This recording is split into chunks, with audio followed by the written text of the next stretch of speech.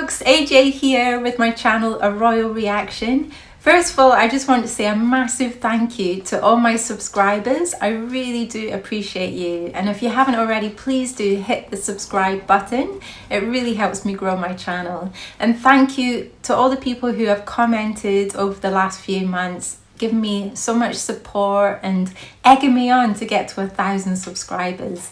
So I did a bit of research and I noticed a statistic. Don't you just love statistics? I do anyway. Yeah, I read that apparently only something like 8.9% of YouTube channels reach 1,000 subscribers. So I am determined to carry this on for you and to bring you lots of royal news, especially, you know, keeping an eye on Harry and Meghan's antics. But yeah, in the future, I really want to grow this channel. I want to do more skits. I want to be serious. I want to be fun, just to have fun with my channel and do what I see at the time, what I feel like doing. But my promise to you is 3 videos a week. So yeah, please do subscribe and let's get into this video. Before I start, I just remembered something I heard many years ago by a comedian. I think it was Frank Skinner. He said something in one of his shows, something like, do you know that only 86% of statistics are correct? So yeah, I know I said in my intro there that I love a statistic. I do, but you can't trust them completely, can you? And yeah, talking about trust, let's talk about these two people. Can we trust them? Can the royal family trust them? I don't think so. So yeah, this is really interesting. Prince Harry and Meghan Markle supporting Brooklyn and Nicola Peltz as feud with Beckham's takes a fresh twist. Prince Harry and Meghan Markle have been offering support to Brooklyn Beckham and his wife Nicola Peltz, according to an insider. Sources close to the Duke and Duchess of Sussex say that recently they hosted Brooklyn 26 and Nicola 30 for dinner at their Montecito mansion in California. Oh, that's interesting. I didn't realise that she's 4 years younger than Brooklyn, similar to Meghan and Harry. But yeah, I don't think age matters so much. But yeah, let's carry on reading this. I find this pretty horrific for David and Victoria. Very sad that, you know, their son has gone off. It looks like they're not talking to each other. But yeah, this is just shocking. How do you feel? I feel quite shocked by this, but not surprised that this has happened. But like, you know, it's shocking for poor David and Victoria Beckham. So yeah, the Sussexes are said to feel empathetic towards the young couple's situation. During the dinner, Meghan reportedly had a deep and meaningful conversation. I've lost my place. A deep and meaningful conversation with Nicola, with the Duchess expressing a lot of sympathy for her. And I'm sure she did. Like, Meghan's so good at that, isn't she? Like, making it out as if she's really, really empathetic. You know, she's so like, oh, from the heart, like so giving and kind and caring and cringe. Yeah, so here we have some pictures of both the couples. Let's read on. A source familiar with the gathering claimed both women bonded over similar media portrayals. So I take it this is, you know, the media saying things like they could be narcissistic, homewreckers, you know, taking the son away from the family, causing chaos. And, you know, I'm sure a lot of people are going to say, what is wrong with strong women who lead, you know, who wear the trousers? And I've got nothing wrong with that. I love strong women. Lots of my friends, you know, are like the man in the relationship, if that's the way you want to look at it. And there's nothing wrong with that. But the thing is, in a healthy couple, you know, either partner should support the other partner and help them form healthy relationships with their family, not to get in between and cause chaos and to turn their family against them or them against their family. You know, this is unhealthy. And this is why a lot of people are calling out Meghan and Nicola for being narcissists, for, you know, being homewreckers, for causing these family rifts. And we've seen it on the Netflix show. Meghan completely said, oh, it's your brother, you know, like, it's the way she manipulates things. And we've seen that with our own eyes. Like, I believe, this is my channel, so I'll tell you what I think. But yeah, I think it's really obvious that she has caused so much chaos for Harry. And I'm not sure about Brooklyn and Nicola Peltz. But yeah, it looks very similar. So I'm not surprised that they've met up. You know, they'll be like two peas in a pod now, Meghan and Nicola. And imagine Harry and Brooklyn. Do you think? I can just imagine like Meghan being like, oh my God, poor you, you got to put yourself first. And, you know, giving her all this advice that will just make the rift worse, probably. And then Harry will be like, hey, you want to go for a spliff? I got some good weed, man. I've got some good weed, Brooklyn. Let's go outside and have a spliff. So, yeah, I can just imagine them together. Who knows what they're talking about. But, yeah, apparently they have swapped phone numbers.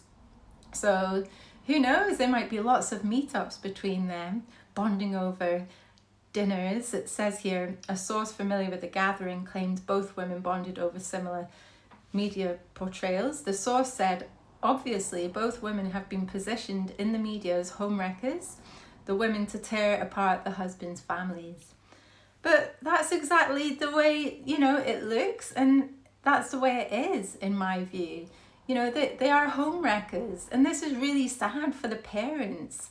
You know, what King Charles has gone through, Thomas Markle, and now Victoria and David Beckham. You know, it's heartbreaking. I can't imagine like losing a son who, you know, settles down, gets married and gets taken away. It's quite sinister. It's like, you know, these weak men are being taken, like held hostage by someone. Yeah, it's really horrible. Meghan had a lot of sympathy for her and said there was a shared common ground. The insider said Harry was fully aware of the situation and offered Brooklyn his unwavering support as someone who had been through similar. Yeah, they might need each other in the future when their marriages go all like tits up. Who knows? Who knows what's going to happen in the future? Or maybe they'll just lead this very unhappy life forever with a partner who they don't realize is causing so much chaos in their lives. Or maybe they're part of it too. Who knows? The Sussexes have reportedly exchanged mobile numbers with Brooklyn and Nicola, as the source told The Sun that while the timing coincided with recent headlines, it was an honest but very welcome coincidence. The family tensions have been dubbed Brexit in reference to Harry and Meghan's own departure from royal duties, which has been referred to as Megxit. Yeah, of course, Brexit. Yeah, very sad. David and Victoria Beckham are reportedly heartbroken over the ongoing feud with their eldest son. Brooklyn and Nicola were noticeably absent from David's 50th birthday celebrations earlier this month. Yeah, that is so sad. It's so sad. I mean, that's a really special birthday, and, you know, to not have your son there, it's very sad. Brooklyn first met Prince Harry at 13 years old, blah, blah, blah. Victoria Beckham and David Beckham attended Harry and Meghan's wedding in 2018. And here we have a picture of, what's her name again? Nicola and Brooklyn. What is she wearing? I'm not sure what to make of this outfit. Like, I think she's a very beautiful woman, very stunning, beautiful face, and great body, but where are they? It reminds me of like Bridget Jones, you know, when she goes to a Vickers and, was it Tarts and Vickers party? Or she got it mixed up, and she's like turns up in this like bunny outfit with these like tights on, a bit like this. Yeah, has she gone to the wrong party? I'm not sure about this outfit. But anyway, however, the relationship between the Beckhams and the Sussexes reportedly soured when Harry and Meghan suspected the couple of leaking stories about the Duchess of Sussex to the press. Yeah, and famously, we have heard about that, how Harry called up David and, you know, accused Victoria of like spreading I don't know, leaking stories about Meghan. And why did he do that? Come on, like, he will just do anything Meghan asks of him, which is, it's not good, Harry. Like, why can't you grow a backbone? And yeah, whatever. Victoria denied these allegations, and David was left feeling absolutely furious at the accusation, according to reports. Yeah, I remember that well. And poor them back then, that must have been really annoying. And then to go through this now, poor David and Victoria.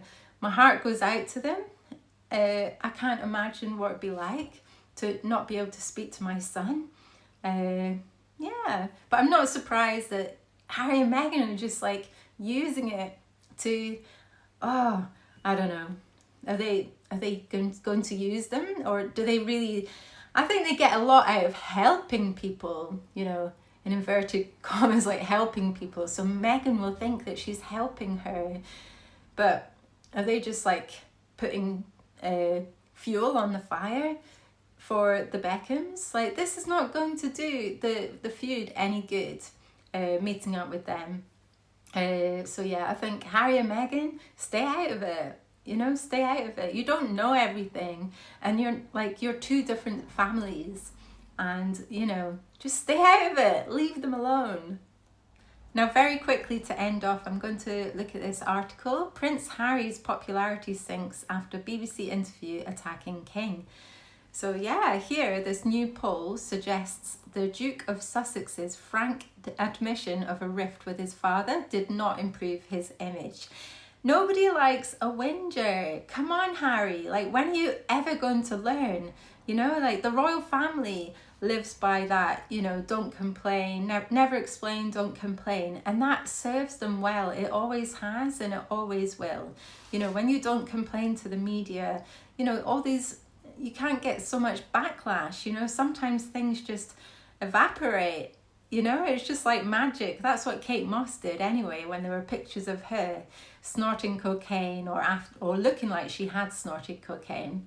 And, she just lived by that, never explain, don't complain. And the news, it just evaporated. It just went away, like magic. And like Prince Harry and Meghan, they tried too hard.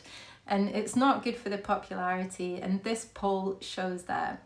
The Duke of Sussex's popularity in the UK has plunged after a BBC interview in which he claimed the King refused to speak to him. And of course, like, I'm not surprised he's not speaking to him. Can you imagine the stress that Harry must cause to him? And he's been battling cancer.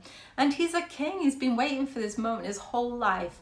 And his son is doing nothing but, to aggravate things. Like, just leave him alone, Harry. Anyway, a new YouGov poll revealed Prince Harry's favourability rating had dropped to just 27%, its lowest for more than 2 years. The Duchess of Sussex has also seen her popularity drop to 20%, its lowest since YouGov began tracking it in 2017, the year before she married into the royal family. The Prince and Princess of Wales remain the UK's favourite royals, with 75% of the 2,222 adults surveyed reporting a positive opinion of Prince William and 72% of his wife. Yeah, okay, so yeah, this took place days after the Duke gave a lengthy interview to the BBC following defeat for his legal battle with the government over security arrangements. Oh, I don't want to hear another word about security. I don't know about you, but I'm sick of hearing about Harry's security. Okay, so let's have a look at these polls. So we have Prince William at the top. Positive opinions of him, 75%. 16% negative opinions. And Catherine, the Princess of Wales, 72% positive, 13% negative. Great. And Princess Anne, I'm not surprised she is like up there in the top 3, because she is amazing. She's so hardworking, and I think people like her attitude. She doesn't really wear makeup. She wears the same clothes all the time, and she's just like hardworking. And what you see is what you get with her. She's great. But yeah, at the bottom, Prince Andrew, of course. And then Meghan is not, yeah, she's like just above Prince Andrew. So at the bottom we can say 20% positive, 65% negative opinions of her. And I'm not surprised the way she mocked the Queen with that awful curtsy in the Netflix series. I think that might have been breaking point for a lot of people who supported her before that. Might have been like, okay, that's it, that's the last straw, Meghan. And then Harry, 63% negative, 27% positive. So they are not doing well in popularity polls.